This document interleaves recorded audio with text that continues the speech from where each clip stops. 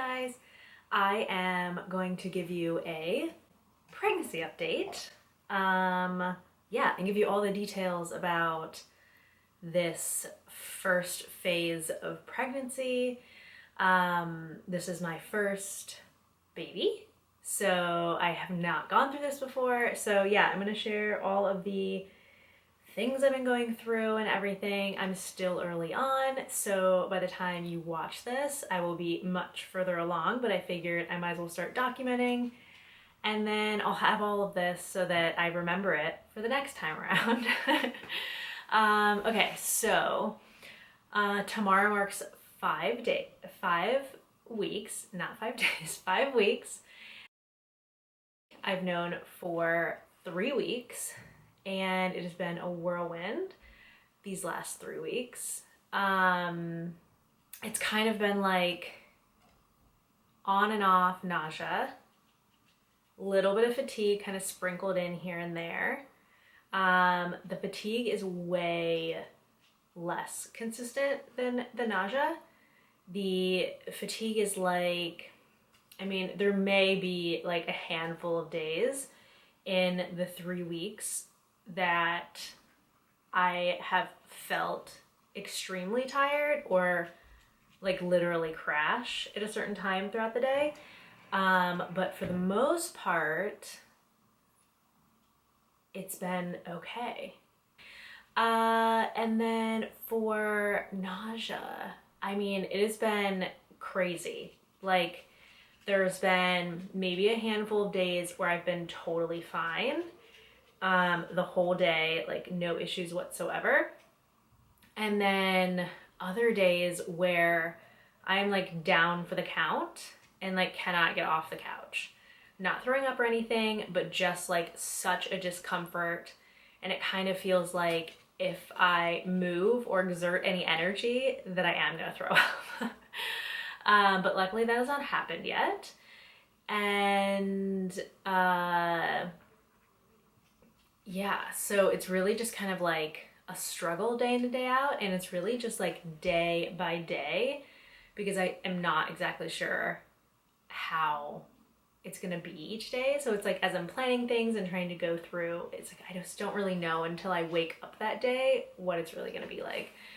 But yeah, it is good because I have downtime right now. It's off season for me for work, so I have the availability to just relax, which is so amazing, and I'm so grateful that the timing happened to work out like this. It's like I feel very lucky for that. So yeah, dealing with all of that, and yeah, I'm not showing obviously yet because I'm still too early. I will give you an update though. I mean, this is what I'm wearing. Hilarious.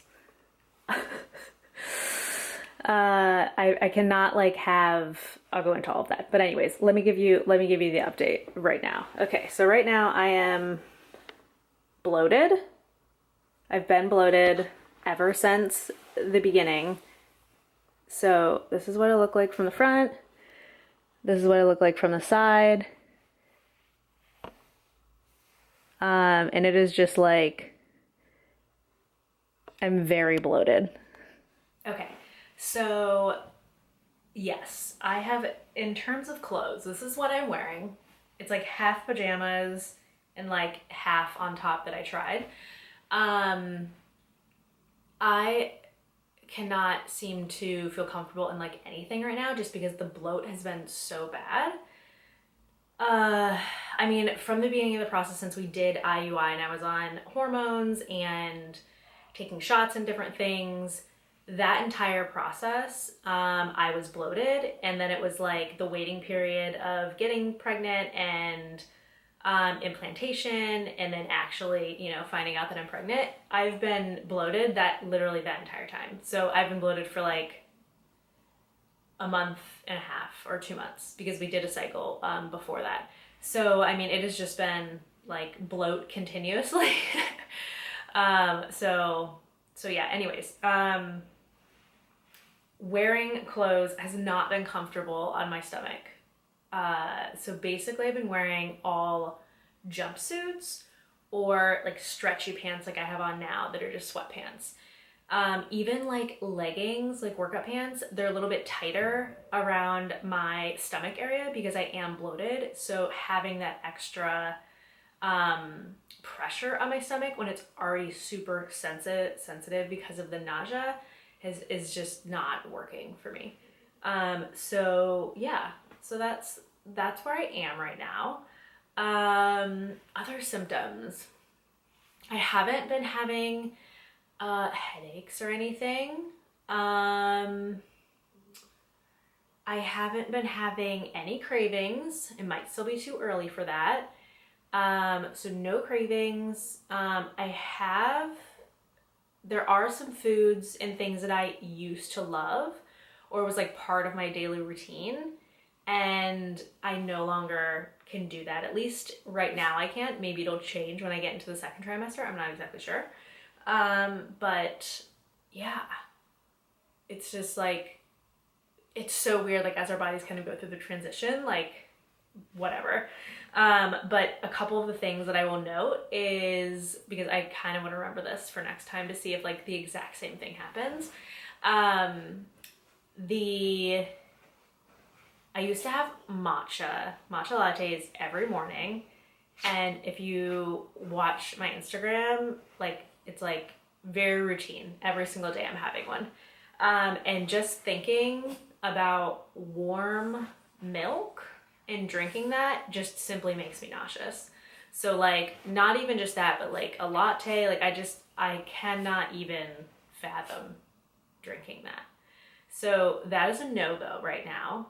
I kind of hope that changes in the second trimester because I like kind of miss it, but then again, I don't because I'm not craving that anymore. And then I have a very big sweet tooth. Like, I mean, I am eating sweets like middle of the day and like every evening, like after dinner. I love sweets like chocolates and candies and ice cream and everything. And none of that sounds appetizing. I mean, maybe that's a good thing that I'm not just like piling on the sweets, but like sugary things is just a no-go for me right now. Okay, so foods that I can stomach right now is a lot of bland foods, which I'm sure you hear about.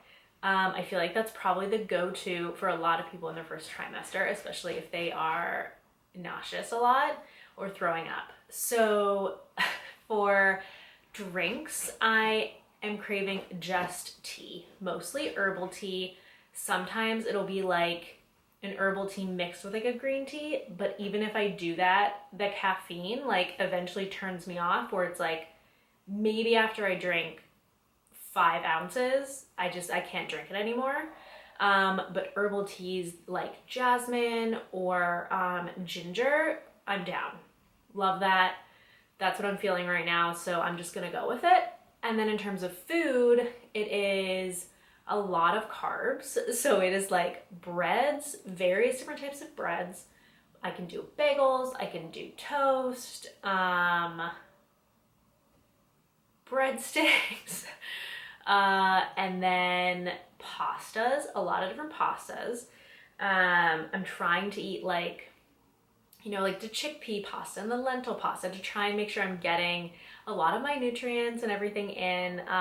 So just kind of like going between a lot of those things. And then what are some other things? Oh, like mac and cheese. Again, I'm eating a lot of like lentil mac and cheese and chickpea, so that I can get a lot of like protein and nutrients and all of that in.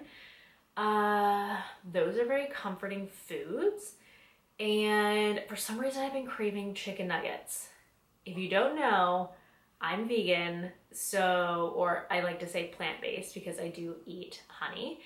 But yeah, I have really been craving chicken nuggets. Obviously, fake chicken nuggets since I don't eat meat. And now I'm kind of on the hunt for a good fake chicken nugget to taste because I don't know, that's super weird. maybe that's a craving. Maybe we can categorize that as a craving. But I haven't had it yet. So we'll see. I'll report back if I find something. I'm also going to do a series of what I'm feeding the baby, just because I feel like it'll be very entertaining to look back at it and see kind of like what my trends are and like what I'm gravitating towards. Other foods that I'm realizing, because I've been eating a lot of carbs for these first like 3 weeks that I found out, I'm just like, I know my stomach like wants that because it's comforting, but like I just don't have the appetite for it now that I've like had that for 3 weeks. So I'm starting to introduce like other things that are still like bland and mild.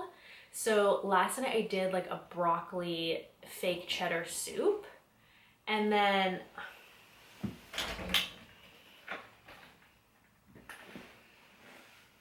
come on. Okay. This little guy wanted in, huh? You were sniffing at the door.